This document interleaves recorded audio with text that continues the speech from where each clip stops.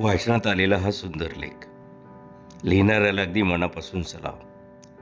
नेमकं जगावं कसं, तर बसच्या एखाद्या कंडक्टर सारखं तासन तास उभं राहायची लाज नाही आणि बसायला सीट मिळाली नाही तरी माज नाही. अख्खी बॅग पैशाने भरलेली असते, परंतु त्यातले 4 आणे सुद्धा आपले नाही. आपण फक्त बॅग सांभाळणारे आहोत याची सतत जाणीव ठेवायची. चिल्लरसाठी एखाद्या वेळी एखाद्याशी वाद होणारच, परंतु तो विसरून काही घडलंच नाही असं समजून दुसऱ्याशी बोलत राहायचं. पुढे चला, पुढे सरका असं दुसऱ्याला मनापासून म्हणणारा जगातला हा एकमेव माणूस. खचाखच भरलेल्या बसमधील प्रत्येकाशी याचे एकदा तरी संभाषण होतच, पण कुणावर विशेष लोभ नाही, कोणावर राग तर मुळीच नाही, कुणाचा द्वेष नाही, कुणाचा तिरस्कार नाही. आपला संबंध फक्त तिकिटापुरता.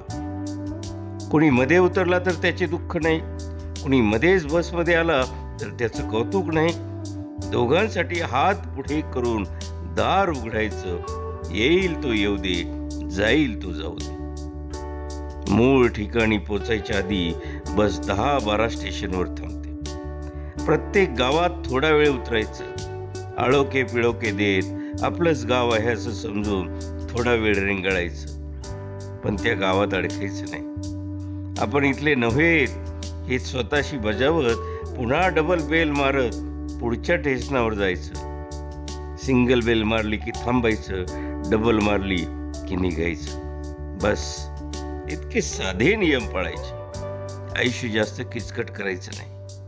हा शेवटचा स्टॉप आहे, समद्यांनी उतरून घ्या असं सर्वांना बजावत स्वतःची वळकटी उचलायची आणि प्रवास संपला की आपल्या घरी निघून जायचं. उद्या कुठं जायचं, कधी निघायचं, कुठल्या गाडीत जायचं, ड्रायव्हर कोण असेल हे ठरवणारा वेगळा असतो.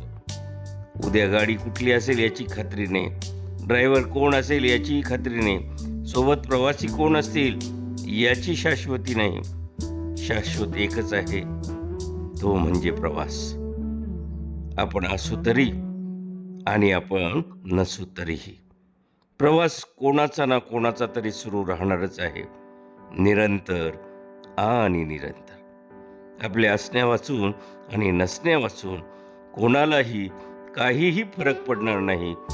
प्रवास सुरूच राहणार आहे, तोही निरंतर आणि निरंतर. लिहिणाऱ्याला अगदी मनापासून सलाम. काय सुंदर लिखाण आहे.